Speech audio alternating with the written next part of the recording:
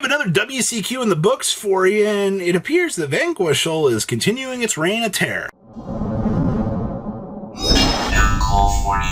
Make sure you guys smash the living crap out of that subscribe button so you guys don't miss out on more awesome content. So today we're going to be looking at the Taiwan Northern Qualifier. Now we are missing some bits and pieces to this. We do have enough here to make a little bit of an educated assumption about how this kind of functionally went. Now you do see K9 Vanquishal just dominating first, third, and fourth here, with Yummy actually clutching on to a second place finish. Which, you know what, Yummy? You keep it up. All right, Yummy continuing on through 8th down here.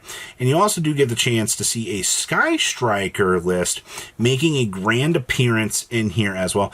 And we also had an Onomot Rizel list. Now, we will be having that deck touching down here in the TCG, or at least that particular package will be starting to see some play here in the future, which is kind of interesting. Now, this was Taiwan's top 23 players were invited to the Taiwan finals. So these players are bringing their absolute best out here just for what they can try to do. Now, first place here, I'm not really surprised by these ratios. One thing that we've learned most about this deck is having the absolute gas package in here is going to be the thing that's going to net you the most success. And also, I always find it very funny that these lists, they play the one shifter. Because if you do see the one shifter, you just kind of go into a massively winning position. And also, they also can afford the rank up spell card in the deck to be able to warp into the werewolf as well. The fact that this deck gets to go all the way with the full K9 package, getting all the searchability and all the other crazy gas, really is the thing that I feel like breaks this deck very wide open, and you actually get to see why this deck is such a problem. Also, we get to play the Arc Rebellion Dragon in here. We've really come far enough that Arc Rebellion is seeing play. Now, second place here is going to be our Yummy Challenger. Okay, so the first things I see here, we are going with double engage. I have noticed that going with the engage package in here as a 2-of has pretty much remained the best course of action. Because I feel like if you're trying out the Yummy deck, you want the best results. You know, slamming down engage to get into the combo lines is absurdly broken. Yes, you also do see we are going with the Obedient Schooled package in here as well. I mean, hey man, getting 3 bodies pulled out of the deck and being able just to go ahead and start playing the game with those alone is really, really good. You also do see we are main decking the Thrust to get into the Pointer. Pointer is a very broken card now. You also do see some Pinkertops action down here in the side deck as well. That puts a smile on my face, actually. The fact that Pinkertops is back in full swing, baby. I do love me interruptions, and you know, Pinkertops is definitely going to be one of those cards to help hand that to you. Now, we also do have our Vanquishal 4th place out here. Now, in terms of some interesting ideas here, once again, you see that shifter. He's back at it again, doing some stupidly crazy things. And, of course, the fully extended K9 package. Oh, boy, the fact that they made Sage a level 5 is mind-boggling to me, but that's why this deck has, you know, had the success rate that it has. And of course, you know, you do get to play the 1 rank up spell in here, going with only one of the Vanquish field spells as well. You also do see that this list is playing some spell and trap removal a little bit more heavier, because you gotta remember, this is a smaller tournament, but it's of the best players here. So maybe somebody thinks that they know something and they're bringing a back row challenge deck. So that's why you want to, you know, quite possibly consider the Heavy Storm in the Harpy's Feather Duster, just so that you can clear off the problematic cards that your opponent's going to be throwing into that back row. You know, too many hand traps means that players are going to explore other options. 7th place. More K9 VS. Oh boy.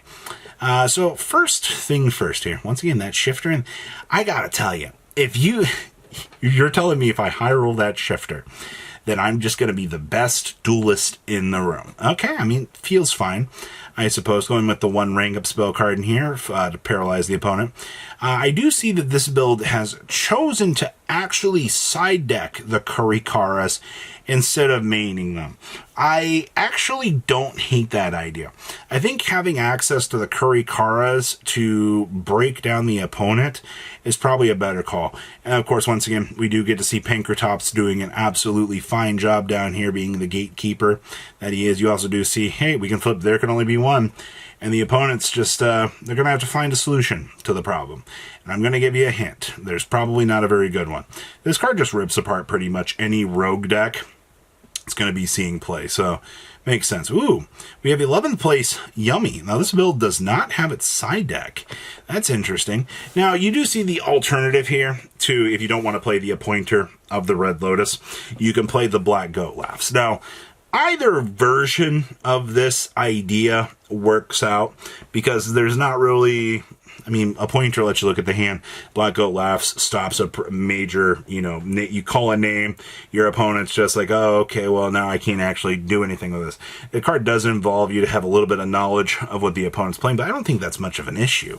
Honestly, you also, going first, yeah, the Appointer going first, winning the dice roll, getting the Appointer would technically get you a better resource, but I don't know, still going with the triple board breakers in here. I feel like a lot of these Yummy lists have become very cookie cutter in the way that they are constructed. You could make the argument that, yeah, maybe they are, but I don't know.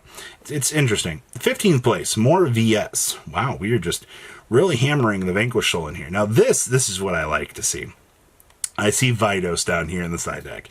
It's because this stupid field spell that this deck has access to is so toxic that you do not want to see it actually resolving. That's why you basically want to keep your opponent off of that as long as you can so that you can actually kind of set up and do your thing. This deck does a wonderful job at that. Also, Vidos being a dark does help with some of our reveal requirements. I'll take that, actually. It's that level of synergy that you kind of appreciate with this deck.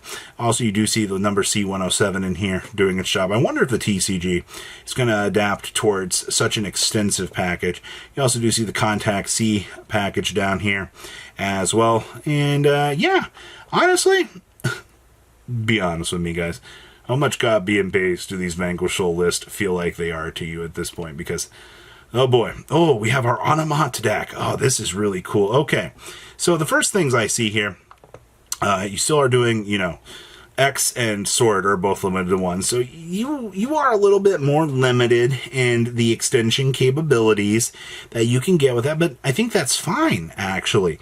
You do have the Cross in here. You do see Droplets doing their job as the formal board breakers. We are doing the one Hole Thruster. The fact that you can also bing out the Hole Thruster off of Sword, or off of Star, feels very, very good. You also do see we are going with Ouroboros and the Digustral Emerald in here as those little extra forms of, the bouncing interruptions, the recycle those resources. You also do see that we are side decking the extra Cross down here as well. I didn't actually consider that. You also, one in the main, one in the side, it just keeps the resource well going for you so that, you can keep things up. Not too bad. Next up down here, we have some more Yummy for you. Now, I see that this build is choosing to play the Pyre's map, which I think is fine. Pyre does get you into the level 1 toolbox that you might need. Also, this build's choosing to not play Engage. Okay, so you're just trading off Engage for the Pyre's map, which I don't think is all that good, honestly, because you do want the Pyre's map to do its thing, but you also want the Engage to get you into that value. So, you're trading off some kind of important resources on that fact. You also do see we are going with the Triple Purge in here, and something really cool down here. We are playing the Heat Waves in here as well. Basically, being able to Heat Wave, lock your opponent out of playing the game is a hilarious interaction. So, take those tools that you've got working for you. They do work out really, really well. And of course, you do get to see we are playing the Red Reboot down here in the side deck as well. Oh boy, Red Reboot of all things. Feels very, very strong. And our last list is the 22nd place Canine. In terms of cool things you're doing here, you do see the Shifter. We're playing the Double Dogger on. You do see, Phantasmes pushed down into the side deck, which I don't necessarily agree with. You do see there can only be one. We got the Fuas sided as well, along with the Perulius. And the Callbys actually in the side deck, which is very, very interesting. But that's all I got for you for this breakdown. A lot of interesting lists to be had here. I like the ideas that players are having, but, we're reaching the climax out here. We're getting into the best parts of this competitive breakdown. And, the best players are going to be challenging and seeing what they can do. So leave a comment down below. Tell me what you guys think, and I will see your beautiful faces back here in a day, guys. Patrons, thank you.